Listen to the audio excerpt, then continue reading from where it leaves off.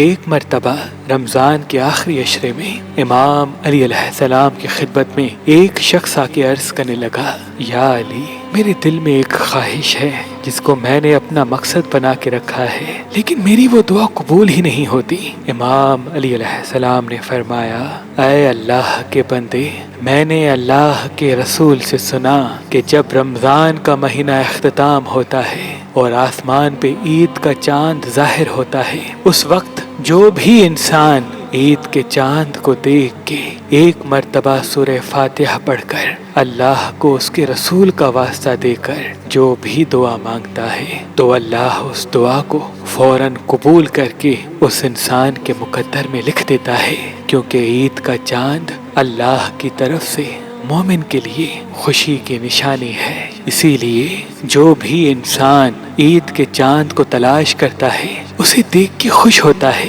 دعا مانگتا ہے، تو اللہ اس انسان کی دعا کو کبھی رد نہیں کرتا۔ تو وہ کہنے لگا، یا علی، اگر کوئی انسان تلاش کرنے کے بعد بھی عید کا چاند دیکھ نہ پائے تو؟ امام علی علیہ السلام نے فرمایا، تو وہ جب عید کے چاند ظاہر ہونے کی خبر سنے فوراً ہاتھوں کو اٹھا کے ایک مرتبہ سورہ فاتحہ پڑھے اور اللہ سے اپنی دعا مانگ لے، انشاءاللہ وہ اپنی ساری دعاؤں کو اللہ کے دربار میں قبول پائے گا، اللہ کے دربار میں قبول پائے گا۔